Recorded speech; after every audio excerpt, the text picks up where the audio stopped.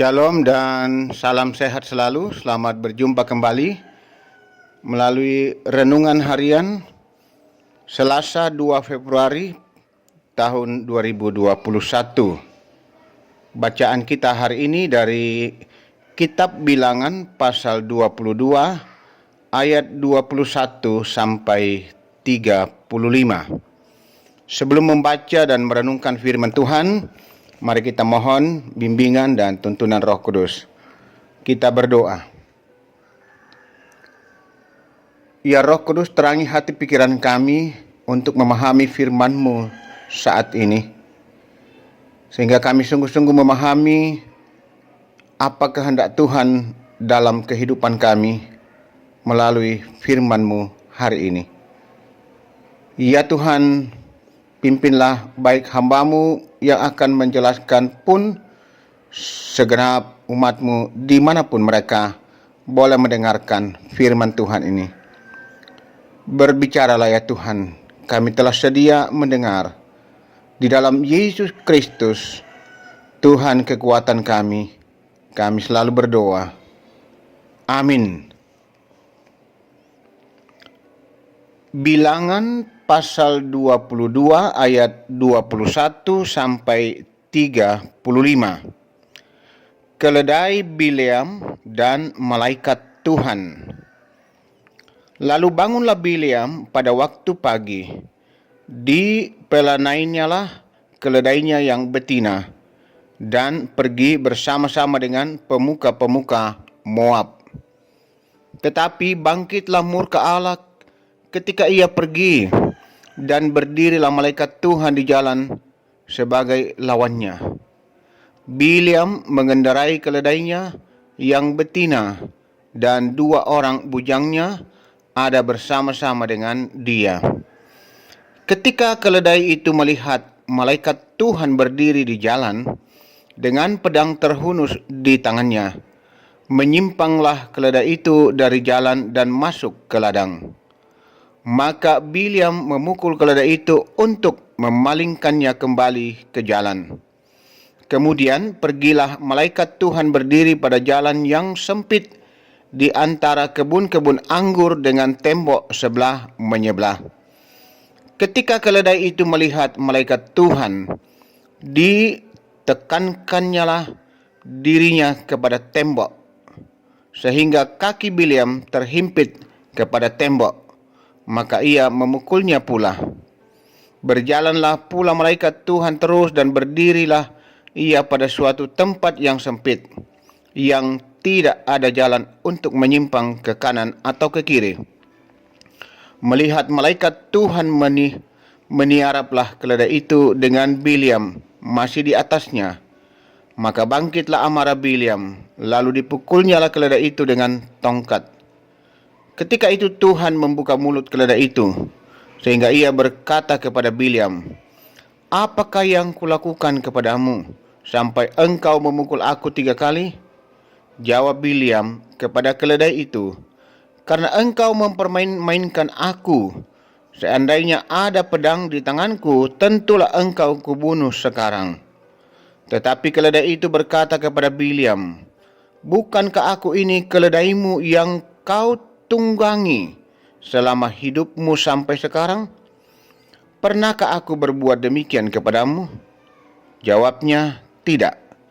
Kemudian Tuhan menyingkapkan mata Bileam.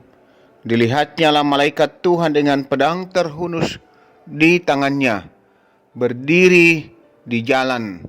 Lalu berlututlah ia dan sujud. Berfirmanlah malaikat Tuhan kepadanya, "Apakah sebabnya engkau memukul keledaimu sampai 3 kali? Lihat, aku keluar sebagai lawanmu, sebab jalan ini pada pemandanganku menuju kepada kebinasaan." Ketika keledai itu melihat aku, telah 3 kali ia menyimpang dari hadapanku. Jika ia tidak menyimpang dari hadapanku, tentulah engkau yang kubunuh pada waktu itu juga, dan dia kubiarkan hidup. Lalu berkatalah Bileam kepada malaikat Tuhan, "Aku telah berdosa, karena aku tidak mengetahui bahwa engkau ini berdiri di jalan menentang aku. Maka sekarang jika hal itu jahat di matamu, aku mau pulang." Tetapi malaikat Tuhan berfirman kepada Bileam, "Pergilah bersama-sama dengan orang-orang itu, tetapi hanyalah perkataan yang akan kukatakan kepadamu harus kau katakan." Sesudah itu pergilah Bileam bersama-sama dengan pemuka-pemuka Balak itu. Keledai Bileam. Tema pada hari ini. Saudara-saudara, ketika mendengar kata keledai, mungkin yang tergambar dalam benak kita yaitu binatang lamban, lemah, dan bodoh. Bahkan ada peribahasa yang mengatakan seperti keledai, yang artinya orang yang bodoh dan lamban. Keledai bukanlah hewan yang pintar, tetapi dalam kisah ini, keledai milik Bileam ini menunjukkan kepintarannya. Keledai Bileam dipakai Allah untuk memperingatkan kejahatan Bileam. Allah murka kepada Bileam karena Bileam tidak menuruti apa yang dikehendaki oleh Allah. Allah memerintahkan Bileam untuk pergi bersama-sama dengan orang-orang Moab suruhan Balak itu hanya jika mereka datang memanggilnya pada pagi berikutnya. Tetapi pagi berikutnya Bileam tidak menunggu sampai orang-orang itu datang kepadanya. Ia memasang pelana keledainya dan pergi ke tempat di mana utusan-utusan itu berkemah. Memutuskan untuk melakukan kehendaknya sendiri. Keputusan ini bersama ketamakan dalam hati Bileam membuat Tuhan menjadi murka. Allah mengutus malaikat dengan pedang terhunus menghadang perjalanan Bileam. Tetapi Bileam tidak melihatnya. Lalu Allah memakai keledai untuk memperingatkan Bileam. Keledai itu berusaha menghindari malaikat itu, tetapi Bileam marah lalu memukulnya. Tuhan lalu membuka mulut keledai itu supaya berbicara dan menyampaikan kepada Bileam tentang apa yang terjadi. Saudara-saudara yang dikasihi Tuhan, Allah mampu melakukan berbagai cara dalam kehidupan kita. Allah begitu berdaulat sehingga mampu memakai binatang yang paling bodoh, yaitu keledai, untuk menyatakan tujuannya. Dengan berbagai cara, Allah menghancurkan hati yang keras. Karena itu, saudara-saudara, milikilah kepekaan terhadap pimpinan Tuhan dalam menjalani kehidupan kita sehari-hari. Tuhan senantiasa menuntun dan memberkati kita. Amin. Saudara-saudara jemaat Tuhan yang kekasih, marilah kita tenang dan kita akan bersama-sama menaikkan doa. Mari kita berdoa.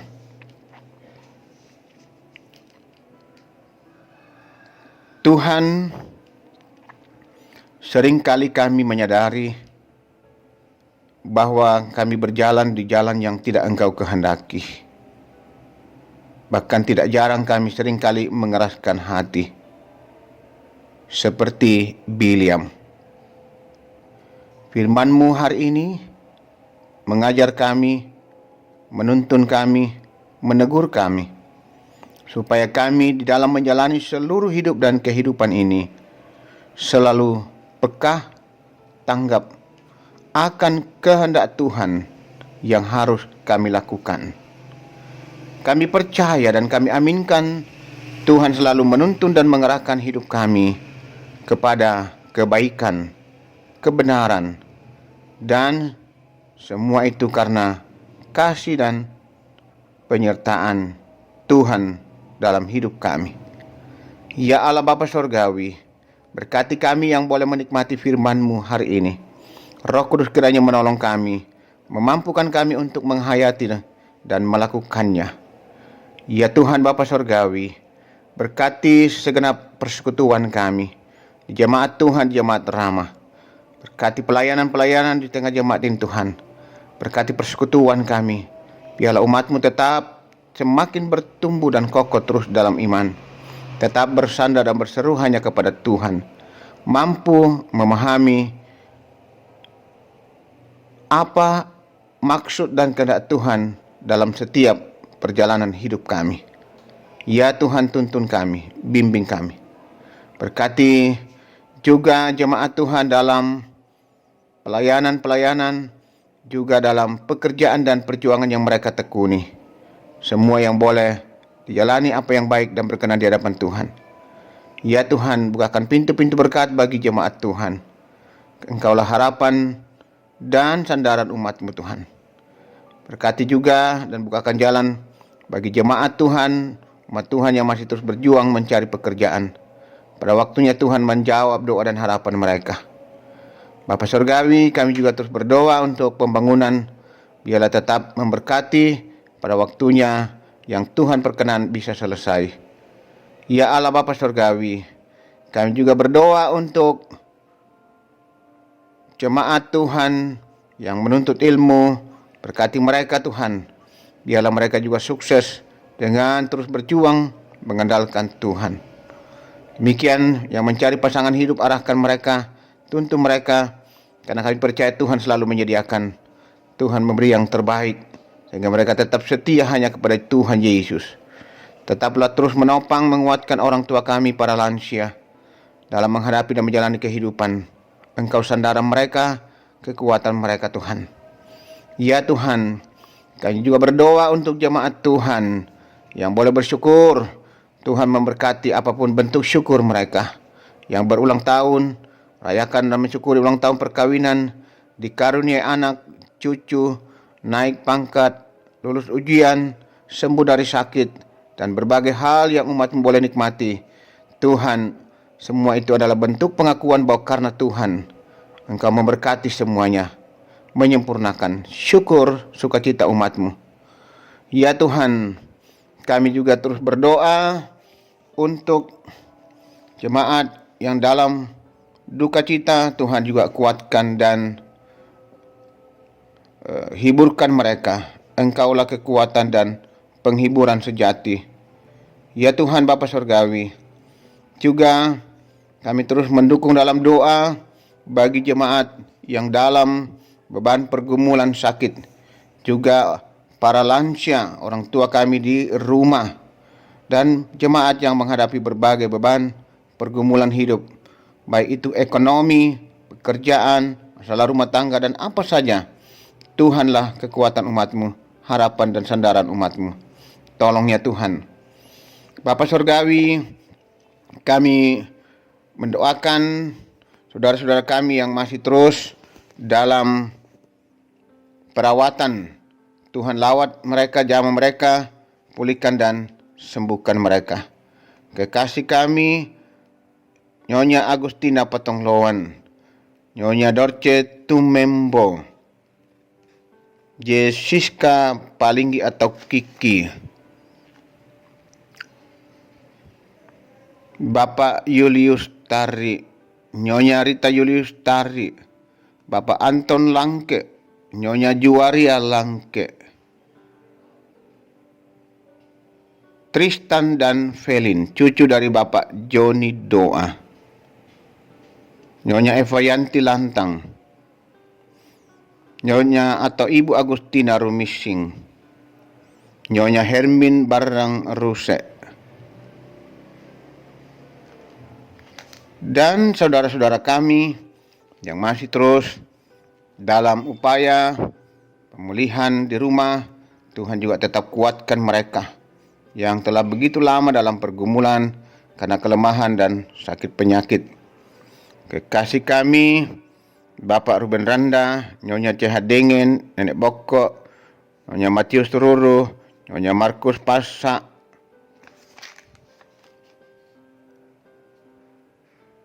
Bapak Yunus Mukdin, Bapak TR Andi Lolo, Bapak Yusuf Rante, Bapak Oni Lakbur Lawal, Bapak Yes Salulinggi, Oma Keti, Nyonya Margareta Kobong, Bapak Karel Paranoan, Nyonya Ludia Kandola, Bapak Nastrul, Bapak Yusuf Dingen, Nyonya Yes Banne, Naftali Mina, Nyonya Hermin Bongga, Nyonya Yohana Bura, Bapak Noplande, Bapak Agus Mangi, Nyonya Damaris Siri, Bapak Sugeng Prihatno, Nyonya Baharudin Dendang, Bapak Penatua Agus Salim, Nyonya Shirley Agus Salim, Bapak Yakob Buang, Nyonya Peter Tena, Nyonya Yohana Tiku Padang, Bapak Wendy Tiku Padang, dan Tante Ana dalam pemulihan di rumah masing-masing.